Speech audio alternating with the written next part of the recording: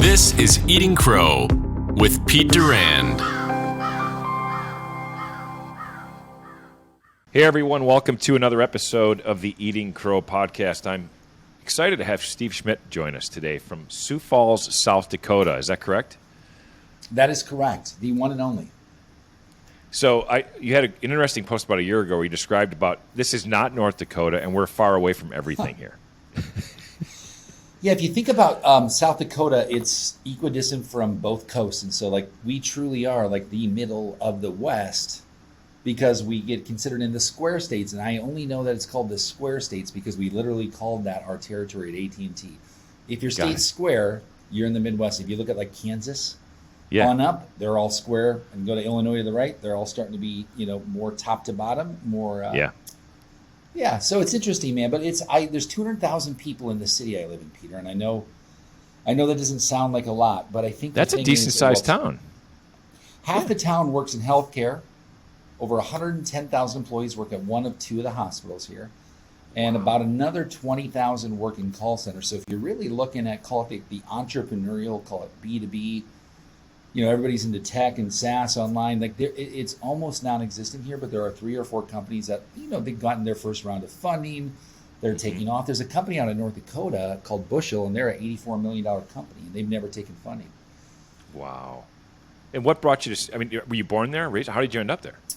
Born and raised in a little bedroom community out of here, and then ended up coming back here 5 years ago, met the girl I took to my 7th grade sweetheart dance, and ended up getting married with her. So I never left.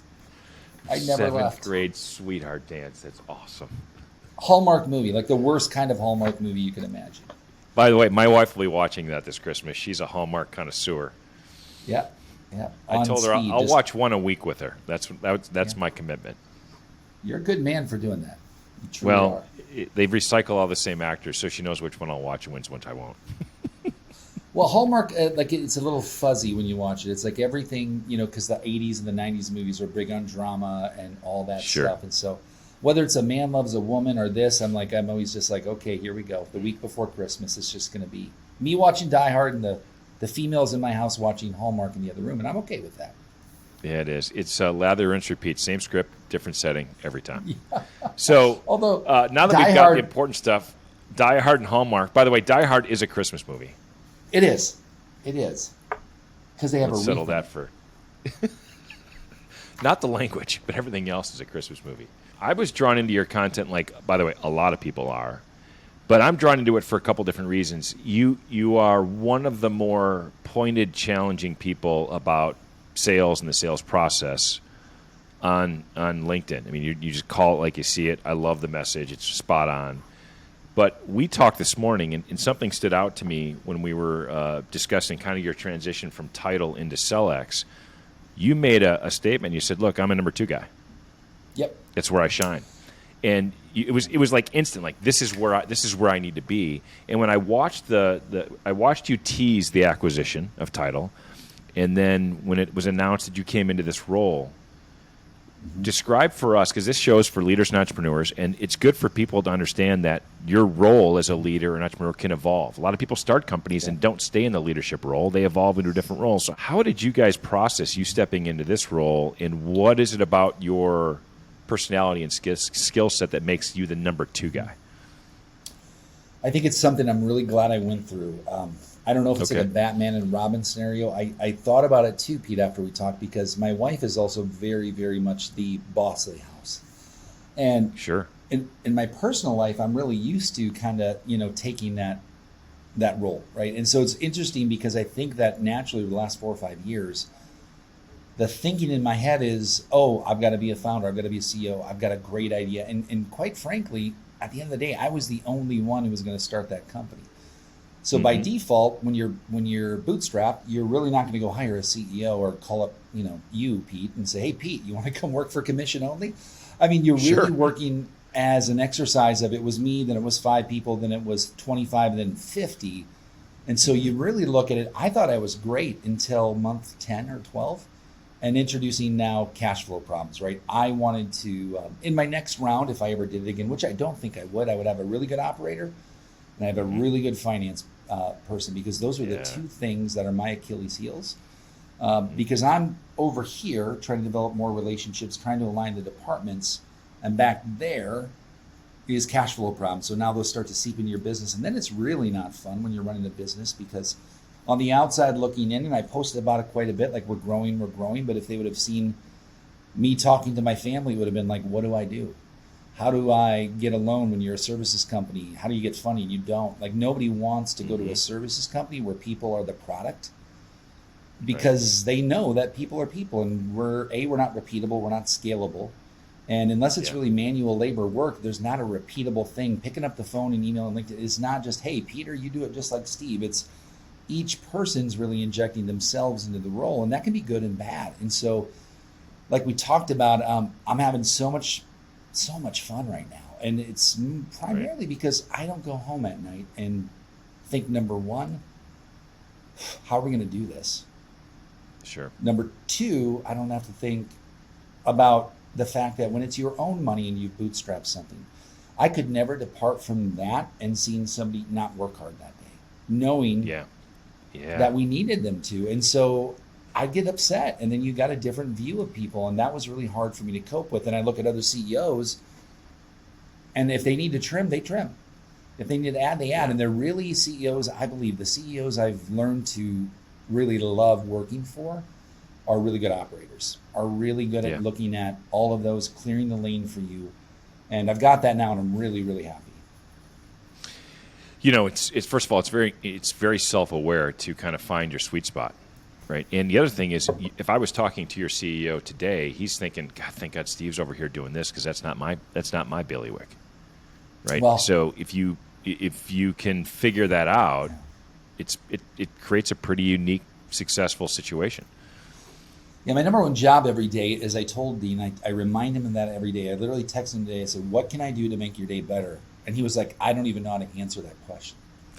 He goes, because nobody asked me that question. And I'm like, I never ask it. Right. So I'm starting today. And I give him an update 3 times a week. And I said, if I can keep you informed, keep you where you want to be, then I'm doing my job. And now I know what it's like to be a CEO. And I know the stuff that's hitting your desk that nobody in the company's thinking about, nor should they really. And so I know he's busy doing that. And so when someone says, hey, Dean's calendar is busy from 5 to 7, I go, yeah, because Dean's out right now looking at venture capital partners, looking at our growth modeling, looking at the business. Because I know when he calls me and we chat, he knows where the business is headed. He knows sort of the cracks and the creaks, and he can see it, where I'm over here looking at, okay, we've got a revenue target. He's going, actually, let's trim back on that a little bit. Let's optimize internally, because right now this is working, this isn't. So what do you think? And I'd be like, good observation.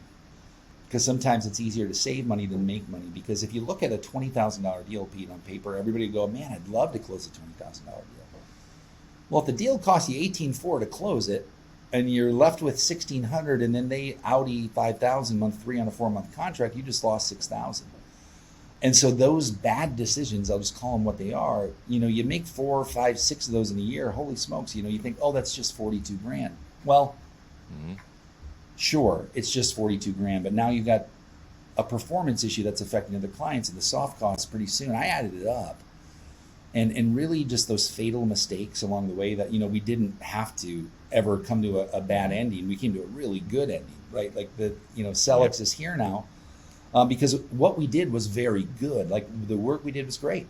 People would refer us all the time. LinkedIn was very kind to us. They continue to be, but you can't get yourself a little gap to say 3 months in the bank, right? They always say, put 3 months of payroll in the bank, 3 months operating expenditure.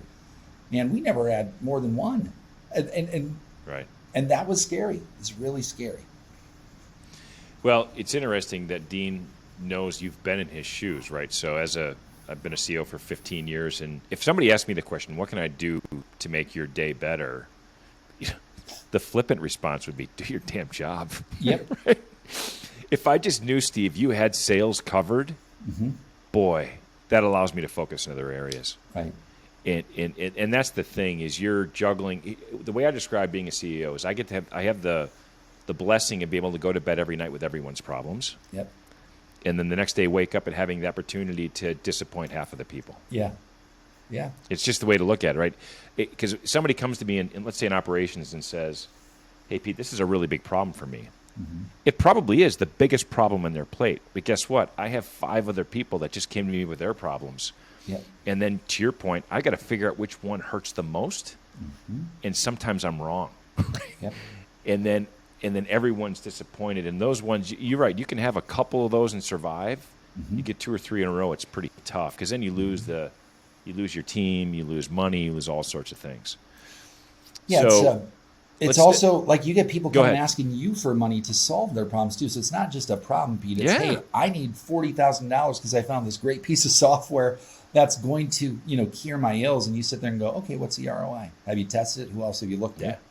Do you have a ranking from top to bottom with a matrix that you use to score them? And they look at you like, what? I know this person. I've been friends with them forever. You're like, exactly. Go talk to 3 other people. Come back to me in 2 weeks and tell me how bad the problem is. Let's have an objective discussion with some data, and let's make sure that, because, by the way, I've done it. We've all done it. We all chase shiny objects. Yeah. Try to convince ourselves it's going to save the day, and then you realize, no, it's kind of just a big shit turd, and I got to see through that. So that's probably one of my biggest things is trying to figure out how to surround my people who are very objective. Yeah. I can be the cheerleader. That's part of my job as the CEO, set the direction and the tone, but I have to have people around me that draw me back down to the earth and say, hey, Pete, that sounds interesting, but here's reality of the numbers. What do we do? Pete, you brought up Right. something interesting, and I want to ask you, are you a people pleaser? My guess is no. I'll be honest, it was probably one of my weaknesses early on is I was probably more geared towards being a people pleaser Yep. to a default. And part of it's I'm a natural optimist, so I see the best in everyone. There you go. So I'm rooting for you. I'm assuming you're going to get there. Yeah, I trust everybody, and I've been burned 3 times, Yep. 3 very costly times in my career. So I'm a little more cautiously, I set clear expectations and I validate with data. There you go. And it just tends to make those tough discussions a little bit easier if everybody knows going in and coming out what's expected and what's gonna happen if things don't perform. Yep. It's in simplest form, right? We can human emotions, things. Oh, this is why this didn't happen. I need this. And to your point, I think I'm tying it back to where I realize that the trait I don't have, that the CEO does not have to be a jerk. I think the CEO has to not be a people pleaser though, because for me, it's very easy in sales. That's my history to go, okay, we've got non-performers and performers. I know how to work with that. But the other areas that call it more gray, whether it's content creation or public relations, Sure. the best thing I heard was set metrics for everybody and bonus them accordingly. Meaning, Yes. your duties and then, maybe the company's revenue, but maybe, right? If it's really like if your operating expenditures are the issue, like, okay, great, then we can make that a common goal for everybody. But they need to understand how to control it, i.e., stop asking for new stuff, i.e., reduce existing footprints of software that has no usage. Go down that list, and then pretty soon you go, man, if I just eliminated $30,000 a month, I essentially just got the profit of 3 big deals. And that's going to last every month, and I don't have to go do it over and over again. Now I can go clean slate. I can really isolate a problem. Once you see the problem leave, now you go, are there any other problems now that are exposed? And are they critical enough for me to put that as my number one? The best podcast I ever heard, can't remember what it was, Pete. It was a guy giving sales advice, and I love podcasts on long drives.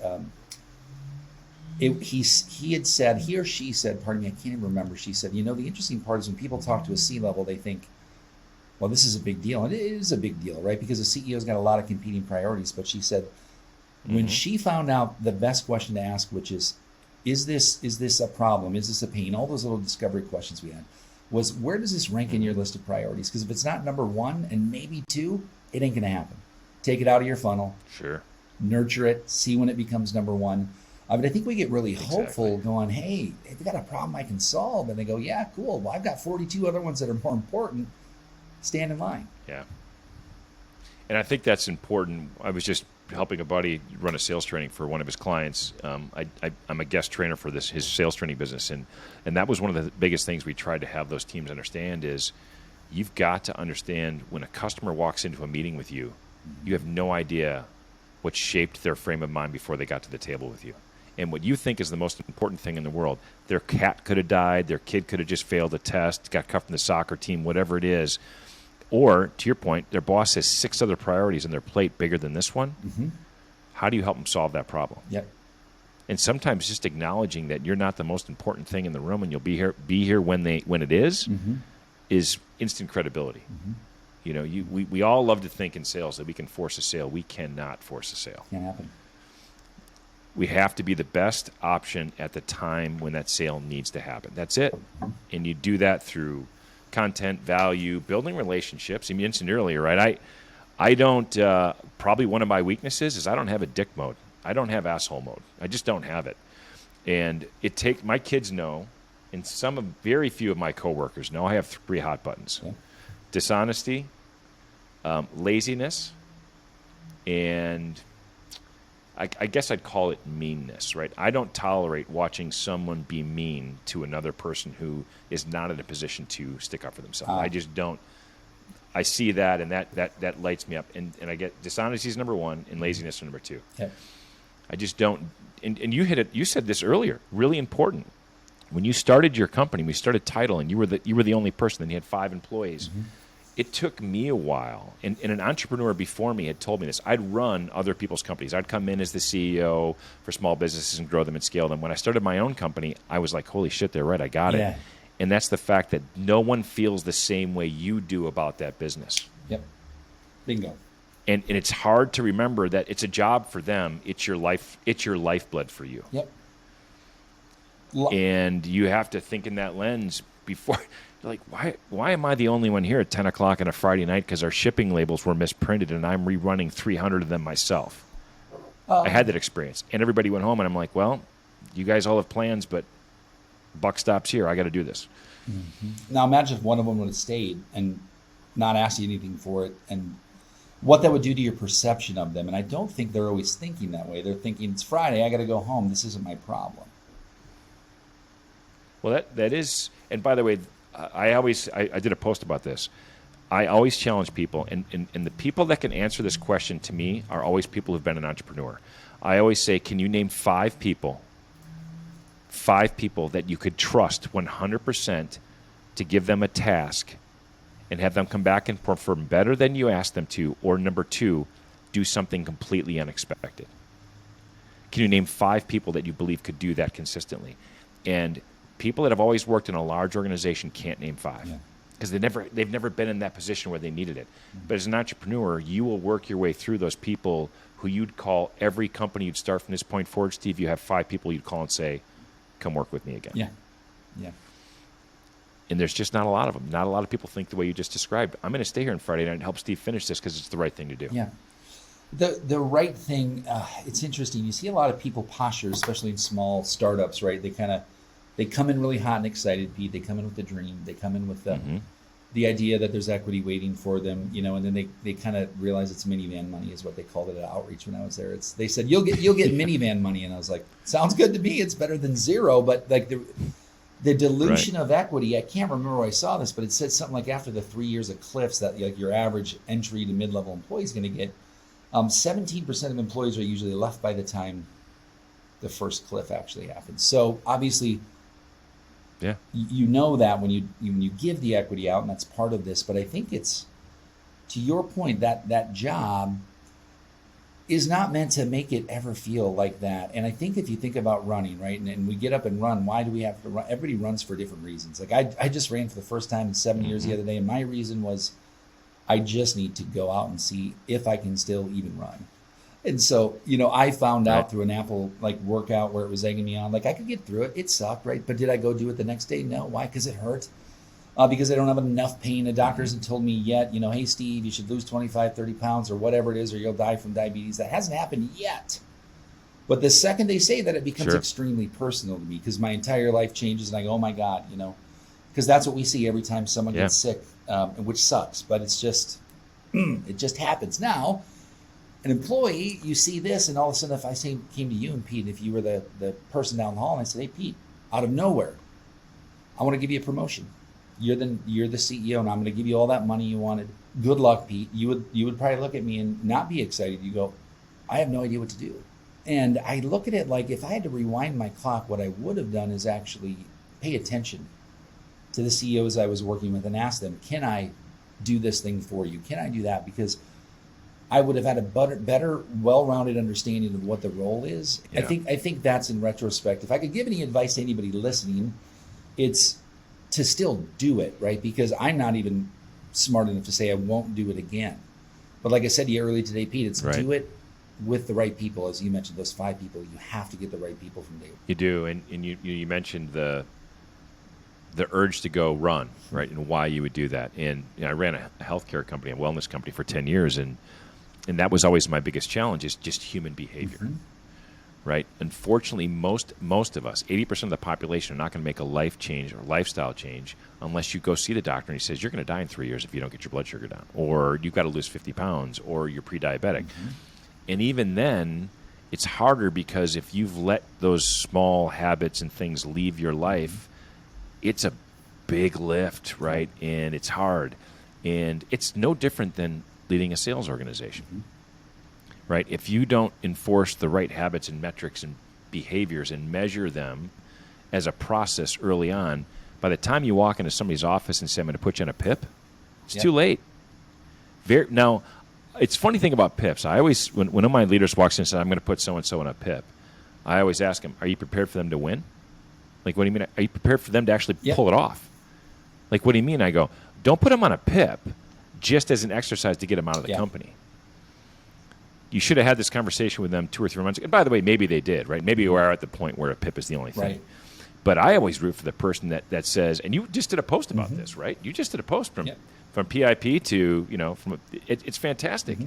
For some people, and I've learned this myself, I'm at fault. There are people, again, I assume the best and trust people, but they still need training and education and mentorship, and sometimes I just make myself available to do it. But if you take the time, man, they respond really well. If you sit and listen and say, hey, here's some feedback. Are you willing to take it? They're normally like, tell me what I can do better. It's actually, someone else had a post about it today, and I don't know if LinkedIn's algorithm caught me, but I looked at it, and they said something about that, where they put somebody in a PIP, and they wish they would have done it sooner because that person ended up winning multiple winner circles. I think what they've said today, and this doesn't make me a lot of friends, but we're soft today. Like, we're very, very soft. I mentioned throw some softness in the air with, a likability, which I wanted to be liked, and, you're a people pleaser. And pretty soon you go, clear expectations, right? What are clear expectations? There's data, and then there's clear expectations of they're not going to change. Like, the thing I said of this many of this a day makes us successful. And then if you look at a failing company, you just have to look at the levers and go, okay, finance is there. A good CEO is going to be able to look at that. And when they ask you in an interview, can you dissect a P&L? A real CEO is going to, of course, say, yeah, I've done it. I've stayed up multiple nights trying to shift the columns and the formulas that never changed. But I can look at it and start to make assessments and assumptions that nobody else in the company is qualified to do. And that's a lot of pressure, too, because sometimes it means staff reduction. Sometimes it means this and that. But what it really means is, if I'm, to your point, if I'm on month 2, not 3, and I'm not getting it, put me on a PIP. Like, put me on a PIP, because somebody pay attention to me. Now, what most companies do, Peter, and you know this, you and I know this, it's either no PIP at all and you're fired, and especially startup companies, because they haven't developed that process yet, and it's just okay. Yeah. Or it's, I didn't do it soon enough, and therefore, to your point, you're putting the employee themselves at a default, because the bad habits that they learned, or the lack of no habits, or the fact that they've already disengaged and they're moving on because you never really paid attention and said, hey, here's what I need from you, or hey, it's Friday, did you get what I needed from you this week? Sometimes they just do want to have that stern discussion, because at least you're paying attention to them. It's like kids. Even if you're scolding them, sometimes they go, hey, they're paying attention to me. Yeah, kids, and by the way, that has to happen when they're really young. Kids don't know they need boundaries. And if you think you could, be the buddy and not discipline your kids from the time they're 0 to 6 or 7, try to pull them back in when they're 8 or 9 after you haven't done it. It's impossible. It's over. You got to start early. And you're right. Here's the funny thing. People are worried about disciplining their children, getting angry with them, upset with them, letting them know they broke a rule when they're young. But if you do that when they're young, your kids never remember that. I don't have any concept, but from up until 5 years old, my parents disciplining at all. What you do remember is if they haven't done that, and then everything after that becomes a battle. Yeah. right? Where every confrontation is screaming and yelling between parents and children, and that's all they remember. And if they'd have done the work in the first 5 years, they wouldn't be in that situation. It's not all perfect. It doesn't work the formula. It's not linear, right? There's all sorts of nuances to it. But, yeah, the art of parenting, hell, the art of coaching, the art of leading. The art of living. All those things, the art of living. By the way, all my kids play competitive sports. And what frustrates a lot of parents in this island is how coaches sometimes treat kids or ignore them or don't, why isn't he playing? Well, guess what? Most coaches at any level receive zero training on how to lead and mentor young people. All the coaching, all the mentoring they get is, this is how you coach a soccer drill, or this is how you coach a football drill. They don't say, this is how you handle a 13-year-old boy or girl who's having a tough day. There's no coaching on that. Well, there's no coaching in business. There's no coaching in coaching. There's no business. And I mean, at least in religious organizations, they have the seminary in some instances. So you got to get a degree before you can lead a congregation. In sales, Sure. The qualification usually is, hey, I really liked them. They've got good energy, and you're like, really? So we should hire them because you liked them. They have good energy. Okay, good. That's good.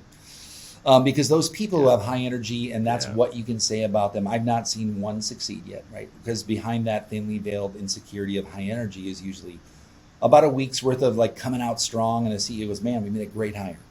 And week 2, you're like, hey, where'd that person go? And all of a sudden, week 3, they kind of tuck a little bit back.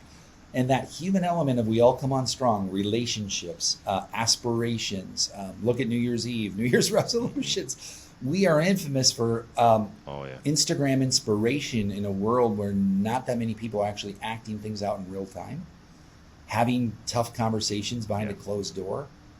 I'm not saying just kids, everybody. My mom's more addicted to Facebook than my kids are.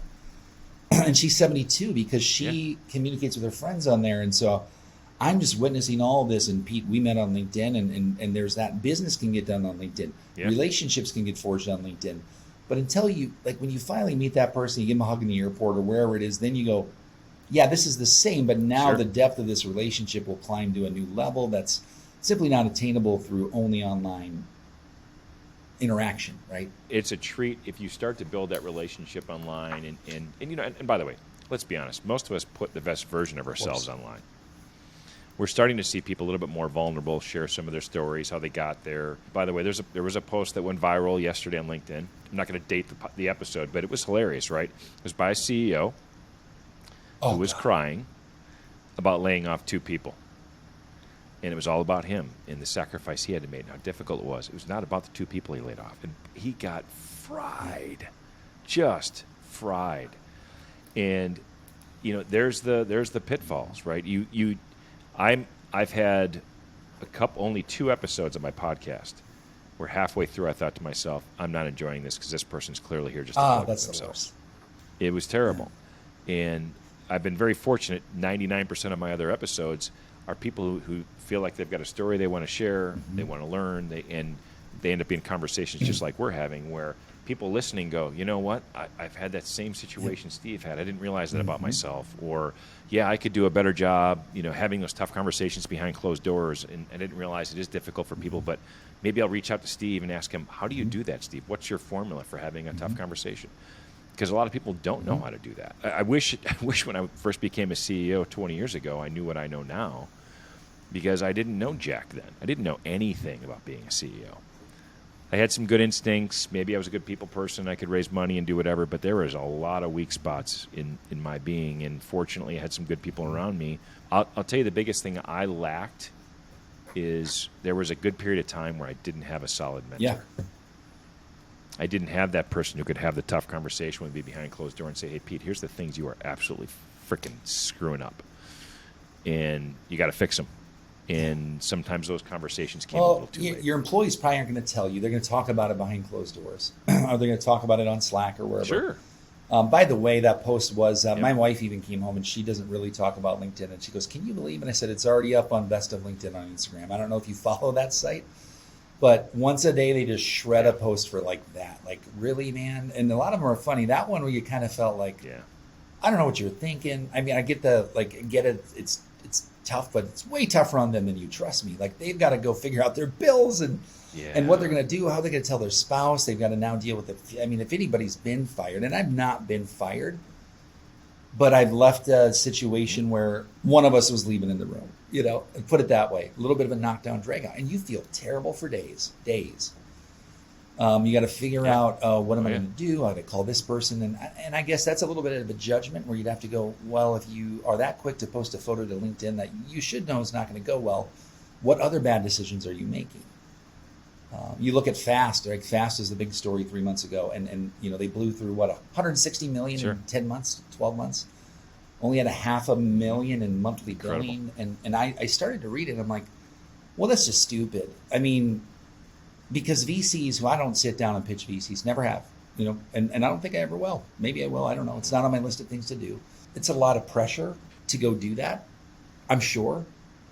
It's just like a sales funnel, except you're going to get money so the company can live on. Well, everybody has this perception that, you just go get the money, right, Pete? You just go get us our Series A, then we go to B, C, D, and then we're IPO, right? And you're looking at them going, A is going to last us 12 to 18 months, and we have to remain pretty much not that profitable if we want to look good in the Series B, because if we have too much room, then they're saying you're not spending enough. So now you've got the pressure of now I need to spend, now I need to hire, and I need to burn through the cash. And if this doesn't work out, guess what? Unless I'm Adam Newman from WeWork, there's nothing left for you either at the end of the day. We watched We Crash. We also watched The Dropout.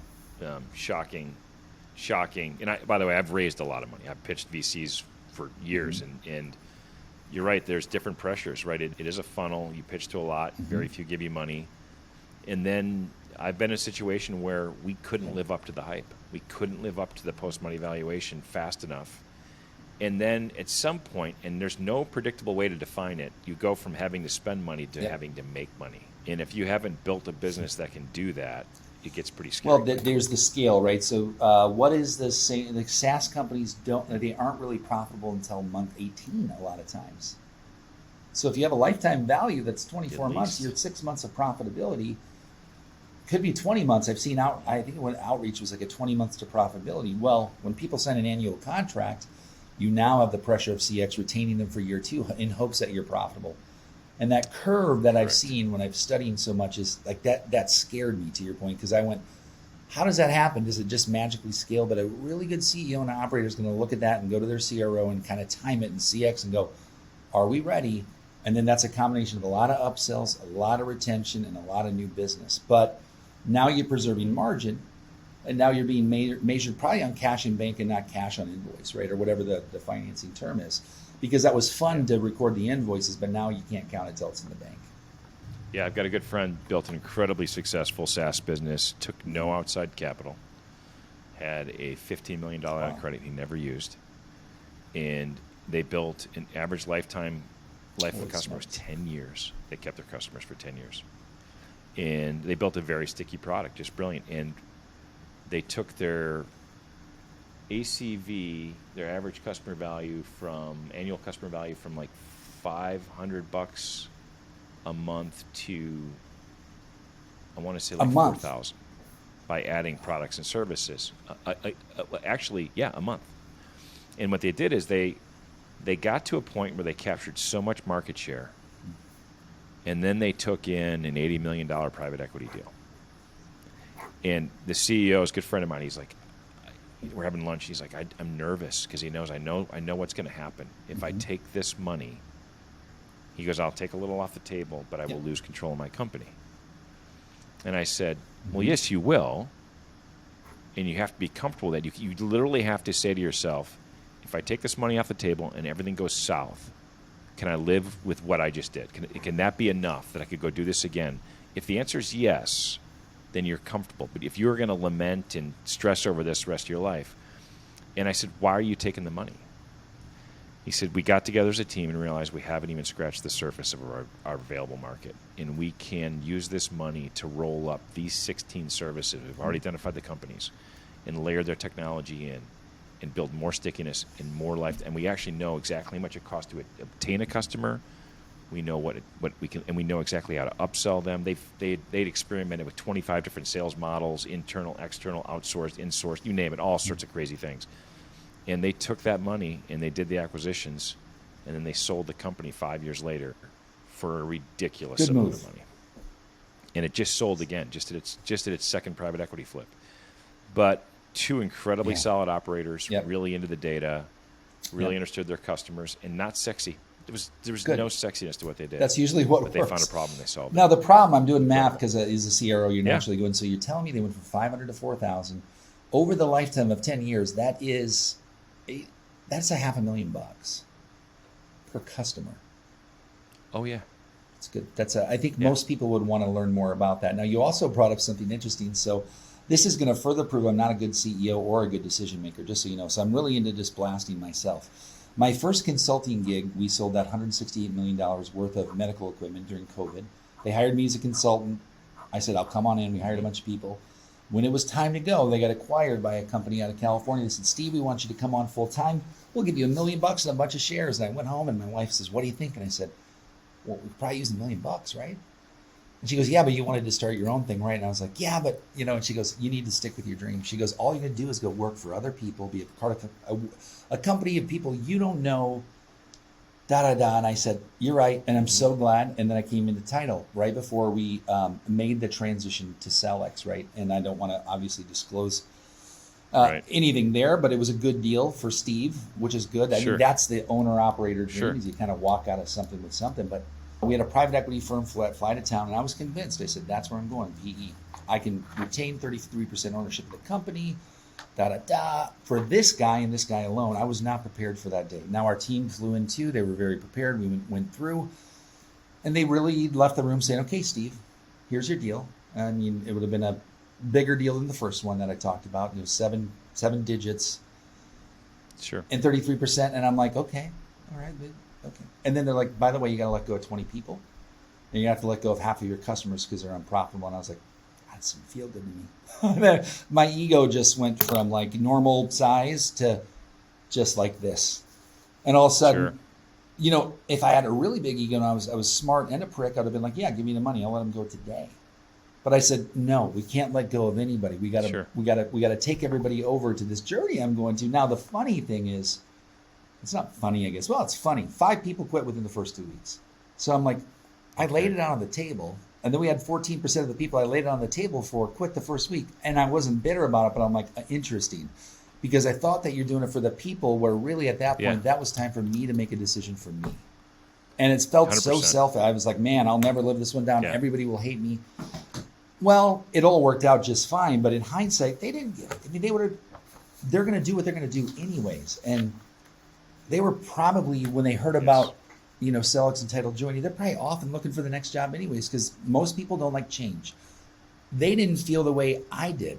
They didn't have at stake what I did. So I was expecting them to, again, think like I think and protect them in an event where I wasn't protecting anybody. Like, really, they could go, hey, thanks, Steve. I have another job in a new company. And they're very grateful, those people who stayed. But they don't need to be thankful. They could just say, I don't like this. What's in it for me, Steve? And I go, well, different name. There's some software platform. It's great. And they go, but I don't like that.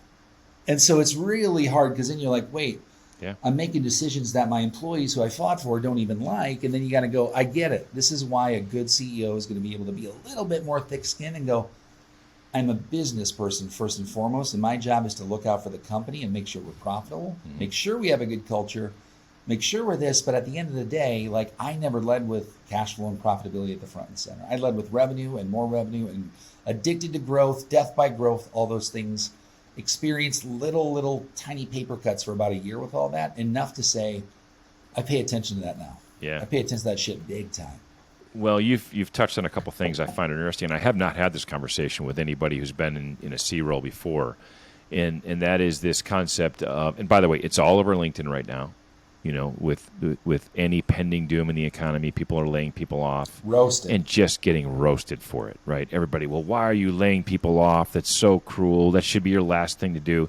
This gets back to our very first part of the podcast. Is, well, that's interesting, calling in them from left field, but you aren't sitting in the C-suite with the same decisions these people have. Because guess what? That CEO's only job, and you may forget this, people, they have one job, and I learned this very early on from one of my venture capital partners. You have one job, and that's to keep the business flowing.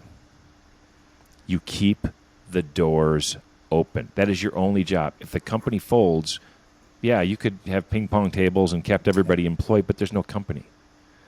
So you describe the decision you had to make, right? Do I take the money, do some layoffs, let some customers go? That's not an uncommon situation in an acquisition discussion, right? Those things. It's just diligence. It's just proper diligence. And there are people whose job it is to make sure that that shit happens. So next time it happens with you and you have an opportunity like that, you'll be a little bit wiser. You'll be prepared for the discussion. Because I've been in those situations where you say, all right, well, let's talk about this.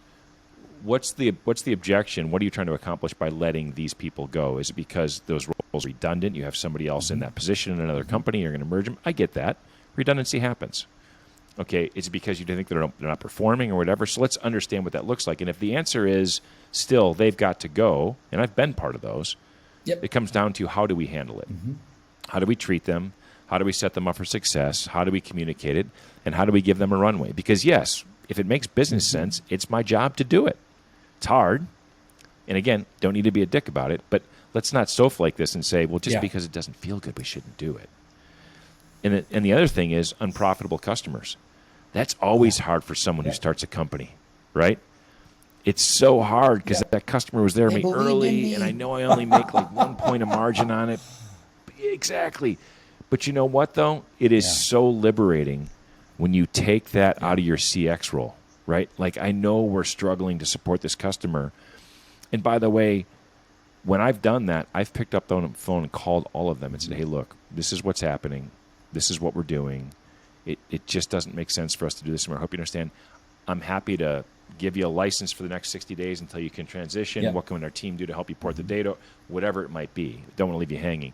But again, unless someone has started their own company, quote unquote, birthed the baby, they don't understand. And when I left my startup after we merged, I merged my company with another company. Awesome. It's still going. It's doing great. It was so hard for me. Ask my wife. I lost sleep for 3 months, literally grinding my teeth at night because I built this company. And after the merger, it wasn't going to be the same company. And I stayed for 6 months and left, and it was time. I'd been there almost 10 years. But I'd lost some of the passion. It became a job. It became hard, and it wasn't the same. So I don't know that people can understand unless they walk in those shoes. Gosh, you brought me to this thing about addicted to feeling good. We as humans like to feel good, right? I think we look at these people and go, don't you have a heart? You're letting people go, don't you have a soul? And they're like, well, I like to feel good too. I'm a human being just like you. I just am really good at making decisions and taking the emotion out of it. And then, of course, you get into the argument of, this is something where my wife and I have talked about because our house is very, very pro-female because we have 3 of them, right? And so we talk about how people are told, for example, let's take a female leader, right? And we're telling people at work, like, don't think emotionally, Pete. Like, think logically on this one. And it's interesting because you hear that if you listen close enough, people are like, I want you to not think emotionally about this. And she goes, as women, you get it a lot because by nature, they tend to be more emotional in some instances, more nurturing quantities. It's just kind of what it is, And she said it makes her so enraged when she hears that because she said, I'm not really emotional. She goes, I might go home and cry about something that happened to my kids or cry with them. She goes, at work, though, I show up. It's a job. It's professional. I know my sole initiative that day is not to make somebody feel good. It's to make the company money or save them money. And if I do good things, that should be happening. And if it's a good thing and that doesn't happen, I need to minimize the amount of those good things I do, i.e., I had a good conversation with Pete today. It took a half hour. Didn't make any money. Didn't plan on it. Great. Well worth the time, right? And you start to go down a CEO's list of priorities and the error that they can have in a day on making good decisions or having too many feel-good conversations, it will carry you away from the business. Podcasts, LinkedIn, go down the list, and pretty soon you're like, I'm an influencer on LinkedIn, and I'm not using myself in this example. I could be very easily put in the influencer bucket. The difference is I have no money to gain off of selling you something, Pete. I am working for a company, so I'm not sitting there selling you an ebook. I'm not selling you a $9.99 sell your way to happiness book, right? I'm trying to make your business better, and I get paid when I do that. And so I don't want to lump myself in there and never really want to. But at some point in time, I think we all got to look at CEOs and COOs and go, you know what? If we are not willing to act like it's our own company and be there on a Friday night when Pete's doing the loading the paper, I also can't say that I feel a certain way if I'm let go or not, because I'm voluntarily saying it's not my decision. It's not my department. It's not my problem, Pete. You know, it's interesting. You mentioned some of the traits your wife brings to the table. We have the same discussion at my house. My wife is a compassionate, caregiving, emotional human being, without a doubt. Yep. She has a switch, though, where I see this. Man, if she was running a business, it would be very interesting to watch what she does. She runs our house, by the way. She's the chief operating officer of our house, without a doubt. I'll tell you a quick, funny story. She wanted a glass screen door. We had sold our home when I started my company a few years ago and rented a townhome near where her mother is. My wife became her mother's caregiver. So we rented a townhome a mile away so she could be there every day.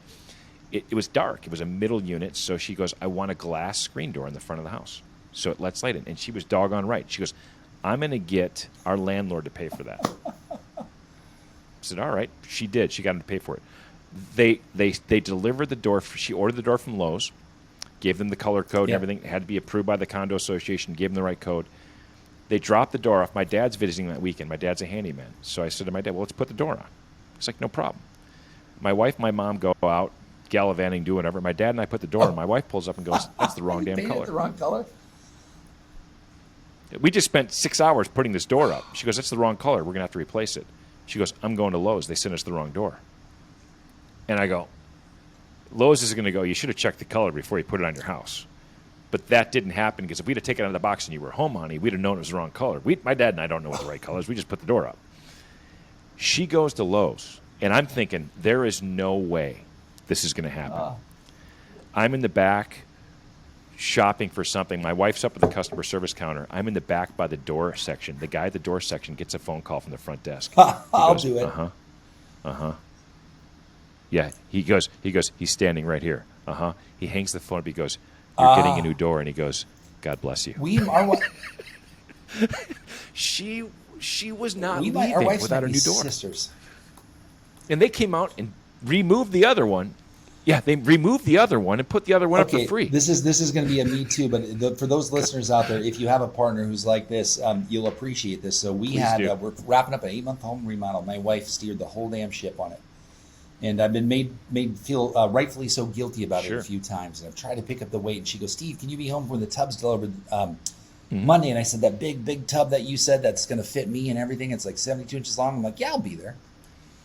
And so she said, you know what, let me go. And I was like, I got it. You want to make sure it's going well and kind of look over everything. Well, the tub was the wrong color. It's 900 pounds.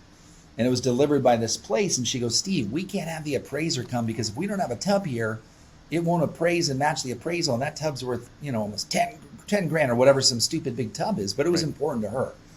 I mean, we got the damn tub for her with a window looking out on the whatever for her. Because that's what we wanted. I mean, humans do that, right? So she had everybody doing everything. So the tub was removed. A new one was ordered, the right color that will be here in a week when the first one took 8 months. And I said, I don't know what you did, but you do it every goddamn time. Pardon my French. And it's amazing. I'd sit there and be like, it's okay. It's okay. We're fine. You're the same way. I'm like, there's battles I picked. Great. That's not a battle I would have picked. I've been like, yeah, it was probably on us. We should. And she's like, no. And I love that about her. And she, by the way, we got in the car. And my parents with me. And she just looked at me like this.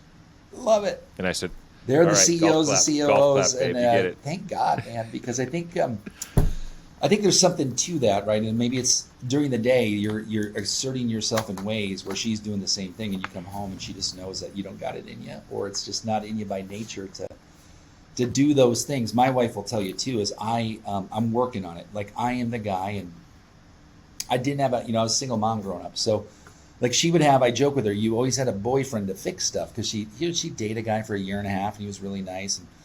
And so I say, I see what you were doing now. They would fix stuff. They wouldn't teach me because I didn't know them that well. And a couple would be like, hey, Tiger, come over here. I'd be like, go screw yourself, Right. Don't touch me. I don't like you. Get away from my mom. And exactly. I don't like fixing stuff. Like I'm not. It's interesting. I'll gladly fix a problem in a CRM that's so complex. People go, how'd you do that? And I'm like, it's my thing. If you said, Steve, go hang up a door, I'd say, sure. A door? Yeah. Oh, God, Pete, 6 hours? 6 hours of my time? A door? A bed frame? Oh, God. And my wife will be like, you are something else. She goes, for someone who does so much with your brain all day, you come home and you got to lift a hammer and you start whining. I'm like, I'll work on it. You're right. You're right. As long as you understand your own human nature, it's funny. We moved into a house about a year and a half ago, and I took a few weeks to do the project list. Right when you move into a house, there's all sorts of things you want to do: hang, build, change, whatever. I could disappear, Steve, from 6:30 a.m. with my to-do list until 6 o'clock at night by myself with the list, and be completely happy. Get out the tools, throw a little music on. I could disappear in any project, and it's my happy place. And I get that kind of from my dad. I think that was how he was wired. But and then there are things at work that I know I need to do, and it's all the energy I can do to get up to take on that particular task or have or maintain the attention span through it. And I think I'm a little bit better at realizing what I really suck at. Well, run and trying to address it. Run to what you're good at, right? So instead of being good at those, it's almost that sign that says, "Hey, I like this. I don't like that. So let me find someone else who likes doing that. I'll trade them time for money." That's exactly right. If you can find someone in your team that addresses that, absolutely trade time for money. No question about it. So I've seen a couple posts where you've got into Sales X revenues, like you're going to finish the year, next year at like 24 million. Or this year, grow to 100 million. Yeah, thanks. Thanks for bringing it up because it reminds me, and we just did our forecast. So we're going to bring on, we're going to take 4 of our internal people, and September 1st, they're going to be on the selling team, right? So they'll be on the team that I'm currently overseeing with revenue, and then we're going to take 2 people from outside. So I spent the first 45 days really looking at our modeling for scalability, and we also looked at, Pete, who is a really good fit as a customer. Because of the model, we need that to work. And so, we're actually on track. We've got a big month to hit this month, but crescendo's up, and right around end of November, early December, we should be above that run rate, and then headed towards the next one. Now it's $2 million a month, $24 million a year, but we don't do monthly billing. So every month we're starting over. Like it's a new lift every month. So we're not doing the run. We will transition into more of a monthly model once we're stable with cash, which again, I think it's the right thing to do. And then any advice to an early stage founder, pull it forward and nobody. Yeah, pull as much cash forward as you can. You'll never get it if you don't ask pull for your it. Cash forward in 12-month contracts. Yep, absolutely, 100%. And by the way, there are markets that pay for it. So quick side story. Steve and I talked this morning because my company is considering using SellX, and I did it only because of the content you post, right? You're not selling the ebooks. You talk about what you do every day. So it worked. I went through the online application. You showed me the platform this morning. I'm a software SaaS guy. I was floored. I told my team afterwards, floored by this product. And I described it to one of my folks. I said, if you were sitting around a table and said, if we could build X to do Y this easily, whatever X and Y were, they did that. They literally did it. Like you were like, well, it's there. It's there. It's there. And I think you guys are honest. I don't know how every company who has an SDR, BDR motion. I think what we're finding is that is kind of what's happening, and it comes in little pockets. Like we're doing demand gen, and of course, we all think it should work right away, and everybody should care who you are. And I've got Darren McKee, who's like he's a guy who posts. I don't know Darren, and he's a very positive guy, and I see him on LinkedIn, and all of a sudden he posted me up today. He said, I posted about gig economy workers, they skill economy, and someone tagged you and Celix. He goes, is that what you guys are doing? I said, our BDRs are 1099, right? So they're not W-2 employees. And he goes, I've got 200 people in the chat room right now who are freaking out about this. He goes, because we haven't heard about it before, and there's all these people looking for jobs. I'm like, yeah, I know. And we're like, we want to put them to work, and they'll be making money day one, and they'll be making more money if they just do what they say they'll do than they would have ever made as a W-2. They have the freedom. They can travel. It's probably the exact freedom they were looking for. Sure. And the first thing a lot of these people, like the people who run to us know it, and they run to it and go, I don't care, I'll make it work. I'm going to make it work. And I go, great. The other people go, man, I could use a base salary. I said, we give you a stipend, right? So we give our XDRs, depending on their workload, $1,000 to a couple of grand to, at a bare minimum, Pete, you walk in feeling good that you can maybe pay half your mortgage that month or something. You got to earn the rest, but we pay them out in real time. Sure. And so they're not going to wait till the end of the month. If they set an appointment with Pete and Pete shows up on Thursday, they get paid by Friday. Friday PM, they got money in the bank. And if they did it again for Friday, they get paid again Monday and Tuesday and Wednesday. We paid someone 28 times last month. And so that experience of really how people want it today, I think a lot of companies in B2B especially, they got to go, I see what people want because they're doing it as consumers, right? So if I want to make it easy to do business with me, and I want to make it easy to work for me, and I want to get paid when I perform, and I want to get paid daily, I think the companies that don't adjust a little bit to that over time, and a lot more over a lot of time, are going to really be looking back at this going, we missed the boat on some talent that was never going to work for us unless we did the things that they wanted, because we were so risk adverse we couldn't give up the control, the illusion of control I think we have by putting a W in front of the 2. And I said, do they work any harder when they're W-2 when you're not looking than they do when they're 1099? The answer is no. You know, what struck me about the platform and just the concept in general is this is what you do, right? We're not a sales-driven, my company's not a sales-driven organization. We're a marketing-driven organization. We have a side of the business that's B2B that needs to be sales-driven, but we don't have any expertise. And I thought about recruiting and hiring someone into this role. And what really was the catch for me is coaching them, training them, and managing the process the way you guys are. We don't have anybody that can do it. So I will pay the premium to have you guys do that for me. And that's gig economy stuff. It's outsourcing what I'll call non-core value aspects of your business to the best practice people out there. And again, that's not a new concept. But you said something earlier in the podcast that was interesting. If you and Dean sit down and Dean says, hey, Steve, slow growth a little bit here. We got to shore up some of the in-house processes to make sure that works. I was managing paying someone 28 days. There's got to be a system in place for that to happen, to account for it, to manage it, to keep those people coming back as your XDRs because they know that check's going to be there the next day. That process has to be in place and scalable, or something breaks. We're bringing on people. You're right. We're going to have brand reputation damage. We're going to have a bad, hey, I signed up. I had nobody to work for. And so revenue's got the pressure. Yeah. And I say, don't slow down. Trust me. We like the pressure. Like, we got to go get clients.